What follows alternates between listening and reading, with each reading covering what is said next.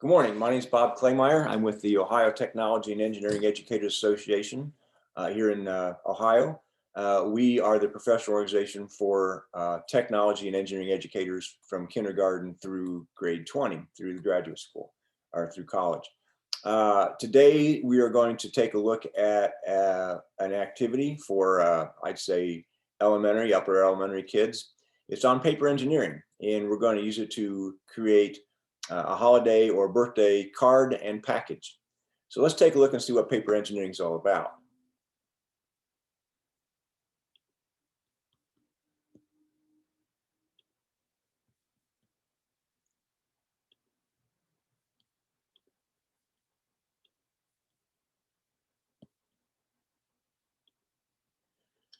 Okay. There are three types of paper engineering activities you can do. One is a pop-up, like a pop-up card or a pop-up book. A geometric net is where you have a two-dimensional cutout that you can then fold into a three-dimensional shape, such as a cube or rectangle, prism, cylinder, that kind of thing. And the other one is linkages, where you take cardboard or cardstock, thicker paper cardstock, and cut out, make levers, and then you can connect those levers with either plastic ties or paper fasteners, and then have the levers work with each other to make a mechanism. Okay, one way to introduce paper engineering to your kids is to do reverse engineering. Take apart a cardboard box or a pop-up card, see how it's made, figure it out, and then from there, design your own. Materials for paper engineering is pretty simple. You need cardstock, which is a thicker type of paper than just copy paper. It's quarter between copy paper and thicker cardboard. Ruler, scissors, or you can use an X-Acto knife, although with little kids, obviously you're going to use a pair of scissors, pencil, coloring materials, and glue. Okay, let's go ahead and take a look at a project and see what that's all about.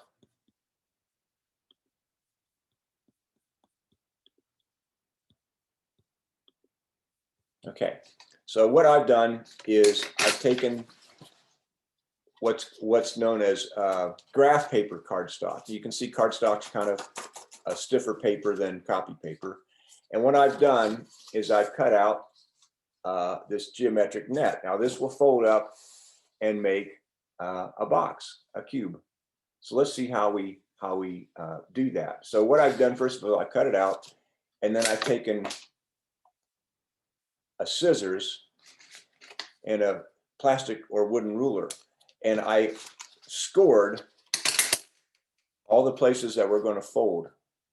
So I've taken the ruler, for example, here, laid it across where we're going to score it,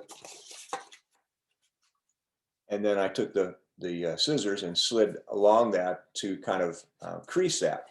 And now I can fold that up and make my box. Also, you'll notice that I put on tabs. So when we get it together, we can actually glue it together. So I first decided on an object that I wanted to package, and I simply picked a tennis ball. So I did that. I measured the ball, or figured out how big the box would need to be for the ball. And so then I marked that out on the bottom. Then I marked similar sides, since it's a cube, I marked the same dimensions for all the sides of the box. So we simply fold it together like this. You notice the tops have tabs, so we can fold that together like this, and then just simply tie it together. Now, the reason I like this kind of paper, you can get regular cardstock and then color it and so forth. That'd be fine. But I like to have the ones with the graph on it, the graphing paper, because then we can do some math. And we'll talk a look about how we can include math concepts in our paper engineering ideas as well. So we can teach some different concepts besides just the technology and engineering part. We'll get into that in a minute. Okay, the next thing that I did after I made my package was I made a little card. So we want to have a little birthday card or a holiday card. And so what I've got is I took a piece of cardstock and I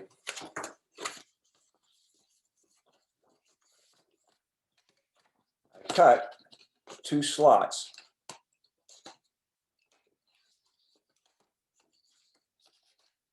at the back of it where it's folded. I cut 2 slots. You see the slot right here. Then when I open the card up, I punch that back through, and there is the part that I can glue my little pop-up on. So it says happy birthday. So let me take a minute and glue that on there.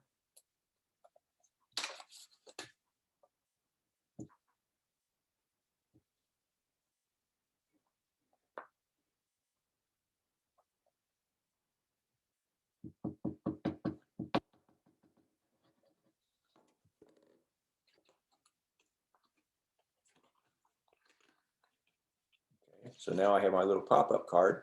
So when it opens up, it pops up. And then I just simply took another card and I can paste that on the front. So now when my card opens up, it says wishing you happy birthday. So that's a little simple pop-up card that you can make very easily. So that's the idea of paper engineering, taking cardboard or paper and then making some really cool pieces with it. So let's go back to our PowerPoint and see some things we can do, other things we can do with paper engineering, and why this is a cool activity, not just for making something, but also learning about some things, learning some concepts and things that the kids would have in school or that you'd like them to investigate. So let's take a look at this and see what we have here. Okay, so we're back to here. All right, one thing that you can teach in paper engineering very easily is to some math concepts. Obviously, you're talking about measurement, precise measurement, because you want your piece to work correctly. You can talk about angles. You can talk about area.